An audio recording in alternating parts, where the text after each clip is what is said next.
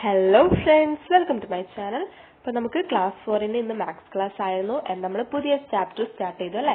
കൂട്ടാതെ കൂട്ടാം, adding without adding എന്ന് പറയുന്ന നമ്മുടെ ആറാമത്തെ ചാപ്റ്റർ ആണ് നമ്മൾ സ്റ്റാർട്ട് ചെയ്തിരിക്കുന്നത്.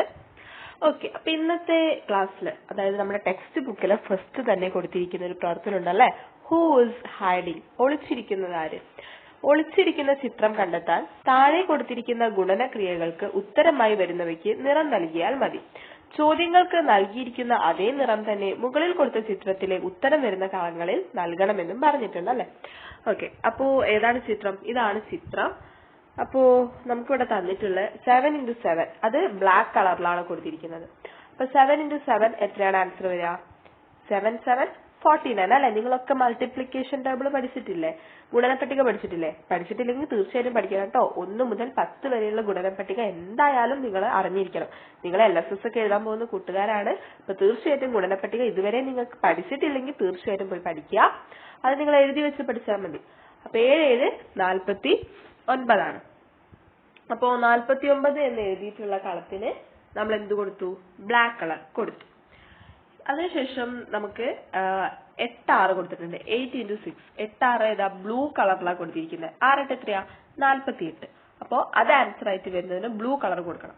അങ്ങനെയാണ് നിങ്ങൾ കൊടുക്കേണ്ടത്. അപ്പോ ജസ്റ്റ് നമുക്കിവിടെ ആൻസേഴ്സ് നോക്കാം. 7 7 49, 8 6 48, 6 9 54, I 8 40, 7 3 21, 9 4 36 and 8 8 64, 9 9 9 9 × 9 81, 8 × 7 56 and 9 × 8 72, 9 × 7 63, 5 × 9 45. ഇതൊക്കെ വെച്ചിട്ട് ഇതിൽ പറഞ്ഞിരിക്കുന്ന അതേ കളേഴ്സ് കൊടുത്തിട്ടുണ്ടെങ്കിൽ നിങ്ങൾക്ക് ഇതുപോലെ ഒരു പിക്ചർ കിട്ടും. അപ്പൊ ഇതെന്താണ്? എയ്റോപ്ലെയിൻ അല്ലേ? അത് വിമാനമാണ്. അപ്പൊ കൂട്ടുകാരെല്ലാവർക്കും ഇതുപോലെ ചെയ്തിട്ടുണ്ടെങ്കിൽ കിട്ടും കേട്ടോ. അപ്പൊ നിങ്ങൾ കൃത്യമായിട്ട് ചെയ്യാം. ഓക്കെ, അതിനുശേഷം നമ്മളൊരു ട്രേ കണ്ടു അല്ലെ. എന്തായിരുന്നു? മുട്ട വെച്ചിട്ടുള്ള ട്രേ ആണ്, എഗിന്റെ ട്രേ ആണ്. അപ്പൊ ഇതില് 1 to 14 വരെയും ഉണ്ട്, 1 to 7 വരെയും ഉണ്ട്. അപ്പൊ നമ്മൾ ഇതിന്റെ ടോട്ടൽ എങ്ങനെയാ കാണുക? 14 × 7 അല്ലെ. 7 തവണ 14 ആവർത്തിച്ച് വരുന്നുണ്ട്. അപ്പൊ അല്ലെങ്കിൽ 14 തവണ 7 ആവർത്തിച്ച് വരുന്നുണ്ട്. അപ്പൊ 7 × 14 14 + 14 + 14 + 14 + 14 + 14 + 14 7 × 14 അല്ലെ. ആവർത്തിക്കുന്ന സങ്കലനമാണ് ഗുണനം എന്ന് പറയുന്നത്. അപ്പൊ അത് 7 × 14 ആണ്. ഇനി 7 × 14 നമ്മൾ ആൻസർ എങ്ങനെ കണ്ടുപിടിക്കും? നമുക്കറിയാം 14 എന്ന് പറഞ്ഞാൽ 10 + 4 ആണ് അല്ലെ. അവിടെ റെഡില് 10 കള്ളികൾ കൊടുത്തിട്ടുണ്ട്, ബ്ലൂവില് 4 കള്ളികളും കൊടുത്തിട്ടുണ്ട്. അപ്പോ 14 = 10 + 4 ആണ് നമുക്ക് അറിയാം. അപ്പൊ നമ്മൾ എന്ത് ചെയ്യണം? 7 × 14 എന്നതിനെ 7 × 10 + 4 എന്ന് എഴുതാം. അത് ഒന്നുകൂടി മാറ്റി എഴുതിയാൽ എന്ത് കിട്ടും?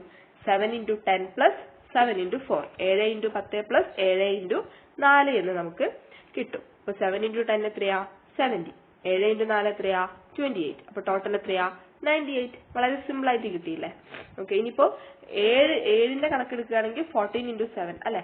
അപ്പൊ 14 നമ്മൾ 10 + 4 × 7 അത് ജസ്റ്റ് ഓപ്പോസിറ്റ് തിരിച്ചെഴുതി എന്ന് മാത്രമേ ഉള്ളൂ. അപ്പൊ 10 × 7 + 4 × 7 70 + 28 = 98. 70 + 28 = 98. ഓക്കെ, അപ്പൊ ഇതിന്റെ ക്രിയാരൂപം പറഞ്ഞിട്ടുണ്ട്. എങ്ങനെയാ ക്രിയാരൂപം ചെയ്യുക? ഇപ്പൊ അവിടെ 7 കൊടുത്തിട്ടുണ്ട്, 14 കൊടുത്തിട്ടുണ്ട് അല്ലെ. അപ്പൊ ആദ്യം നമ്മൾ എന്ത് ചെയ്യണം? 7 4 അല്ലെങ്കിൽ 4 7 താഴെയുള്ളതിനെ താഴത്തെ ആദ്യത്തേതിനെ മുകളിലെ ഉള്ള ആദ്യത്തേതുമായിട്ട്, ആദ്യത്തേത് എന്ന് പറഞ്ഞാൽ നമ്മുടെ വലതുവശത്ത്, നമ്മുടെ വലത് കൈയുടെ ഭാഗത്തുള്ളത് കേട്ടോ. അപ്പൊ 4 × 7 28 ആണ് കിട്ടി. അതിനുശേഷം ഇപ്പുറത്തെ ഭാഗത്തുള്ളത് ഇടത് കൈന്റെ അടുത്തുള്ള അത് 1 എന്നാണ് അവിടെ ഉള്ളത്. പക്ഷെ 1 ആണോ ശരിക്കും? അല്ല, 10 ആണല്ലേ. 10ന്റെ സ്ഥാനത്താണ് 1 ഉള്ളത്. ഒറ്റയുടെ സ്ഥാനത്ത് 4 ഉണ്ടാവുമ്പോ അത് 4 തന്നെയാണ്. അതേപോലെ തന്നെയാണ് ഒറ്റയുടെ സ്ഥാനത്ത് 7 വന്നപ്പോ. അപ്പൊ നമ്മൾ 4 × 7 എന്ന് എഴുതി. ഇനി 1 ഉള്ളത് എവിടെയാ? 10ന്റെ സ്ഥാനത്താണ്. അപ്പൊ അത് 10 ആണ്. അപ്പൊ 10 × 7 70. അപ്പൊ രണ്ടും കൂടി കൂട്ടിയിട്ടുണ്ടെങ്കിൽ ആൻസർ 98 എന്ന് കിട്ടി. ഓക്കെ, ഇനി നമുക്ക് അത് കൃത്യമായിട്ട് അതേപോലെ അവിടെ എഴുതിയതാണ്. 7 × 14 = 98, 14 × 7 = 98.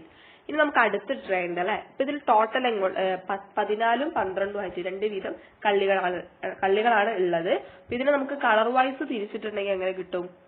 ഈ രീതിയിൽ കിട്ടും അല്ലെ. 10 10 ചുവപ്പ് 10 വരിയും 10 നിരയും ഉണ്ട്, നീല 4ഉം 10ഉം ആണുള്ളത്, പച്ച 2ഉം 10ഉം ആണുള്ളത്, അതേപോലെ വയലറ്റ് 4 2ഉം ആണുള്ളത്. അപ്പൊ അത് നമുക്ക് കൃത്യമായിട്ട് ഇങ്ങനെ എഴുതാം അല്ലെ. 10 10 100 ആണെന്ന് നമുക്കറിയാം. ചുവപ്പ് 10 വരിയും 10 നിരയുമാണ്. അപ്പൊ 10 × 10 100. അപ്പൊ ആ 100 നമ്മളിവിടെ എഴുതിയിട്ടുണ്ട്. അതിനുശേഷം നമ്മൾ നീലയാണ് കണക്ക് കൂട്ടുന്നത്. നീല എങ്ങനെയാ? 4ഉം 10ഉം ആണ്. അപ്പൊ 4 × 10 40. ആ 40 നമ്മൾ അവിടെ എഴുതി. അതിനുശേഷം പച്ച 10 × 2 എത്രയാണ്? 20 ആണ്. അപ്പൊ ആ 20 നമ്മൾ അവിടെ എഴുതി. ഓക്കെ. അതിനുശേഷം വയലറ്റ് 4 × 2 8 ആണ്. ആ 8 നമ്മളിവിടെ എഴുതി. അപ്പൊ ടോട്ടൽ ഇതെല്ലാം കൂടി കൂട്ടിക്കഴിഞ്ഞാൽ നമുക്ക് മൊത്തം മുട്ടയുടെ ട്രേ കിട്ടില്ലേ? കിട്ടും. അപ്പൊ എത്രയാണ് ആൻസർ? 168 ആണ് മൊത്തമായിട്ട് കിട്ടുമ്പോഴുള്ള ആൻസർ. അപ്പൊ ജസ്റ്റ് ഒന്ന് നിങ്ങൾ മനസ്സിലാക്കി പഠിച്ചിട്ടുണ്ടെങ്കിൽ വളരെ സിമ്പിൾ ആയിട്ട് നമുക്ക് ഗുണിക്കാൻ പറ്റും. ഓക്കെ. അപ്പൊ നമ്മൾ കണ്ടുപിടിച്ചെന്താ? 12 × 14 നമ്മൾ നേരത്തെ പോലെ 10നെ എന്താക്കി? 10 + 4 എന്നാക്കി. അപ്പൊ 12 × 10 + 4 എന്ന് എഴുതാം. ഇനി ഇത് നേരെ തിരിച്ചിട്ട് 14 × 12 എന്ന് വരികയാണെങ്കിൽ അവസാനം എഴുതിയത് 14 × 12 എന്നുള്ളതിനെ തിരിച്ചെഴുതിയതാണ്. 14 × 12നെ 10 + 2 എന്ന് എഴുതി. അപ്പൊ 14 × 10 + 2. അപ്പൊ നമുക്ക് എന്ത് കിട്ടും? ആദ്യത്തെ രീതിയിലാണെങ്കിൽ 14 × 10 + 14 × 2 അല്ലേ? അപ്പൊ 140 + 28 = 168 എന്ന് നമുക്ക് ആൻസർ കിട്ടി. ഇതിന്റെ ക്രിയാരൂപം ഇവിടെ കൊടുത്തിട്ടുണ്ട് അല്ലെ. 4 2 8 ആണ്. 1 4 4 ആണ്. അപ്പൊ അതിനെ 12 × 4 എന്നും 4 × 12 എന്ന് കൊടുത്തിട്ടുണ്ട് അല്ലെ. അതെങ്ങനെയാ കിട്ടിയത്? താഴെയുള്ളതിന്റെ ഒറ്റയുടെ സ്ഥാനത്തുള്ള സംഖ്യയെ കൊണ്ട് മുകളിലുള്ള സംഖ്യയെ ഗുണിച്ചു. അപ്പൊ 4 × 12 48 എന്ന് കിട്ടി. അതിനുശേഷം താഴെയുള്ള 10ന്റെ സ്ഥാനത്ത് എന്താ? 1 ആണുള്ളത്. അപ്പൊ അത് 10ന്റെ സ്ഥാനത്താണെങ്കിൽ 10. അപ്പൊ 10 × മുകളിലുള്ള സംഖ്യയെ ഗുണിച്ചു. അപ്പൊ എന്ത് കിട്ടി? 10 × 12 120 എന്ന് കിട്ടി. അപ്പൊ 120 + 48 = 168 എന്ന് നമുക്ക് സിമ്പിൾ ആയ ആൻസർ കിട്ടി. ഓക്കെ. അപ്പോ 14 × 12 168 ആണെന്ന് നമുക്ക് കിട്ടി. അപ്പൊ 15 × 12 എങ്ങനെയാ കണ്ടുപിടിക്കുക? നമുക്കറിയാം 14 × 12 168 ആണ്. അപ്പൊ 15 × 12 എന്ന് പറയുമ്പോൾ ഒരു 12ഉം കൂടി കൂടുകയാണ് അല്ലെ. 14 15 ആയി.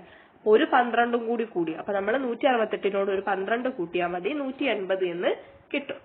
ഇനി 15 × 24 ആണെങ്കിലോ? ഇവിടെ നമുക്ക് 15 × 12 180 എന്ന് കിട്ടി. അപ്പൊ ഇവിടെ ഈ 15 × 12 എന്നുള്ളതിന്റെ 12 എന്നുള്ളതിന്റെ സ്ഥാനത്താണ് 24 വരുന്നത്. അപ്പൊ അതെന്താണ്? ഇരട്ടിയാവുകയാണ് ചെയ്തിട്ടുള്ളത്. അപ്പൊ 180ന്റെ ഇരട്ടി എത്രയാ? 360 ആണ് അതിന്റെ ആൻസർ. ഓക്കെ. അപ്പൊ അതുപോലെ നമ്മുടെ ടെക്സ്റ്റ് ബുക്കിൽ മനക്കണക്കായിട്ട് കണ്ടെത്താൻ പറഞ്ഞിട്ടുണ്ട്.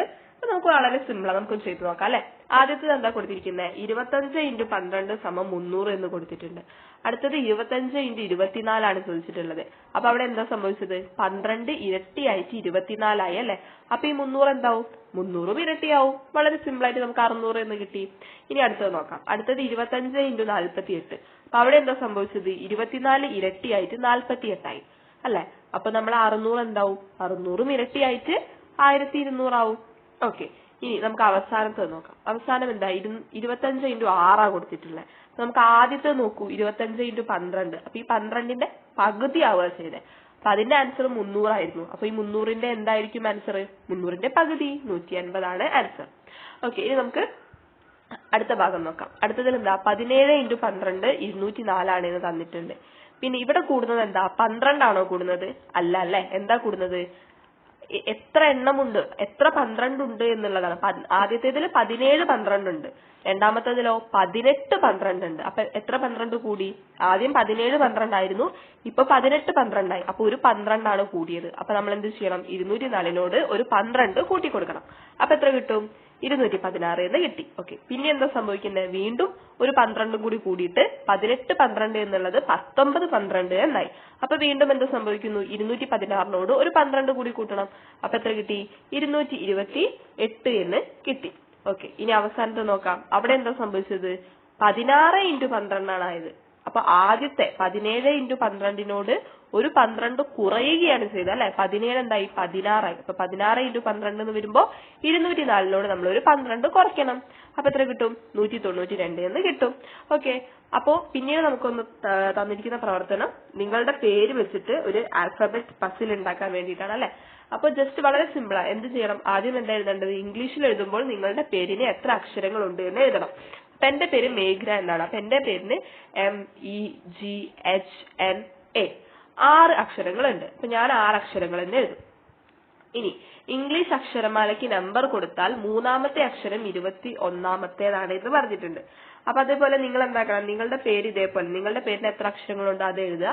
എന്നിട്ട് അപ്പോ ഇതിപ്പോ 4 അക്ഷരം ആയതുകൊണ്ടാണ് 1 മാത്രം കൊടുത്തത്. അപ്പൊ 4ൽ കൂടുതൽ അക്ഷരങ്ങളുള്ള പേരുകളാണ് നിങ്ങളുടേതെങ്കിൽ ഒരു 2 അക്ഷരങ്ങളുടെ ഒക്കെ നമ്പർ അങ്ങോട്ട് കൊടുക്കുക. അപ്പൊ രണ്ടാമത്തെ അക്ഷരത്തിന്റെ നമ്പറും ഇതാണ്, നാലാമത്തെ അക്ഷരത്തിന്റെ നമ്പറും ഇതാണ്. അപ്പോഴേക്കാണ് കണ്ടുപിടിക്കാൻ പറ്റുള്ളൂ.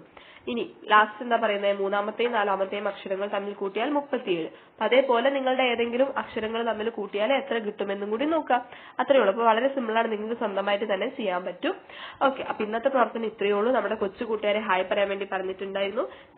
കൃതികയ്ക്ക് ഒരു ബിഗ് ഹായ്. ദെൻ ആദിനാഥിന് ഒരു ബിഗ് ഹായ്. ആൻഡ് കീർത്തികയ്ക്ക് ഒരു ബിഗ് ഹായ്. ദെൻ ദേവേഷിന് ഒരു ബിഗ് ഹായ്. ആൻഡ് ഫഹുമയ്ക്ക് ഒരു ബിഗ് ഹായ്. ആൻഡ് റിസ ഫാത്തിമയ്ക്ക് ഒരു ബിഗ് ഹായ്. ആൻഡ് ജഹാനയ്ക്ക് ഒരു ബിഗ് ഹായ്.